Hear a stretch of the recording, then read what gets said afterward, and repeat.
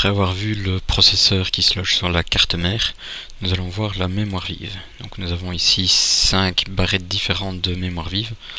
Donc vous pouvez trouver ce genre de choses dans différents types d'ordinateurs et même des très anciens pour certaines. Ça ne veut rien dire.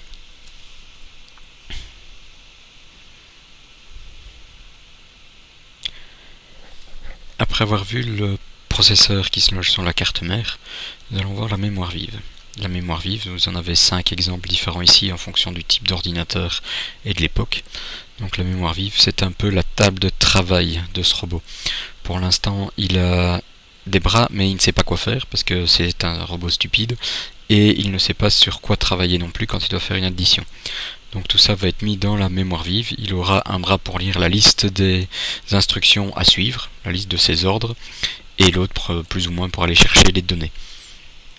Donc les données, c'est quand on lui dit fais 3 plus 4, on lui dit rarement ça tel quel, on lui dit prends plutôt la case 728 et tu y ajoutes le contenu de la 763 et tu mets ça dans la case 1 253 602. Par exemple. Heureusement, on ne doit pas programmer avec ces chiffres-là, nous humains, mais pour l'ordinateur, c'est ça qui se passe. Pour le processeur, c'est ça qui se passe. Alors, comment peut-on mesurer, que peut-on stocker réellement, comme ça fonctionne à l'électricité? Il ne peut y avoir que 2 états. On appelle ça un chiffre binaire, c'est soit l'électricité passe ou ne passe pas. C'est 1 ou 0. Il y a d'autres manières de faire, beaucoup d'électricité, pas beaucoup d'électricité, du magnétisme, donc pôle positif, pôle négatif, de la lumière, etc.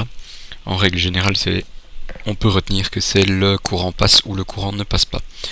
Donc si le courant passe, ça fait 1, si le courant ne passe pas, ça fait 0. Et nous avons donc un chiffre binaire, binary digit en anglais, qui fait bit, ça fait 1 bit, au masculin et sans E, comme ça c'est fait, et ça se nomme avec 1 suivi d'un B minuscule. Avec 1 bit, on peut retenir 2 informations, soit 0, soit 1. C'est un peu court, on les met donc plus ensemble et on les regroupe en général par 8. Un groupe de 8, ça s'appelle un octet. Un groupe de 8 bits, c'est un octet en français, un byte en anglais. Et ça se note 1 au minuscule en français, puisqu'on a un octet. Un B majuscule, pourquoi B majuscule? Parce que un B minuscule, c'est un bit. Et donc un octet, un O, est égal à un B majuscule, est égal à 8 B minuscules. Pour avoir un octet, c'est un byte, c'est égal à 8 bits. Donc c'est 8 cases qui peuvent valoir soit 0, soit 1. Tout comme pour le processeur, au bout d'un certain temps, on a dépassé les 1000, alors on a appelé ça un kilo-octet, un mégaoctet pour 1 million d'octets, un gigaoctet pour 1 milliard d'octets, téra, péta, et pour l'instant on est entre les gigas et les téras, entre 10 exposant 9 et 10 exposant 12.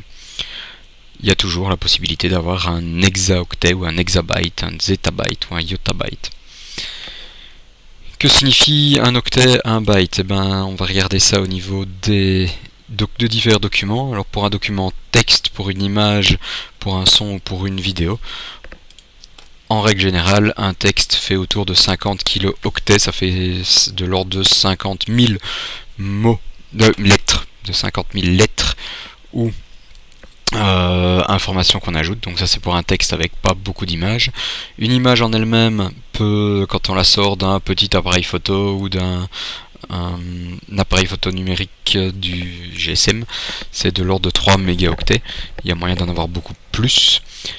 Pour une musique, c'est aussi de l'ordre de 3 mégaoctets à 30 mégaoctets en fonction de la manière dont on la stocke. Donc il y a la mettre en MP3 qui est compressé, ou il y a le WAV qui permet d'être beaucoup moins compressé. Pour les vidéos, on tourne autour de 800 mégaoctets quand on met sur une relativement mauvaise qualité de DivX, mais qui passe très bien sur les télévisions anciennes. Mais si on veut de la 3D, si on veut des effets de fou, si on veut une très bonne définition, il faut passer aux DVD qui sont déjà de l'ordre de 4 gigaoctets, voire aux Blu-ray qui font de l'ordre de 50 gigaoctets.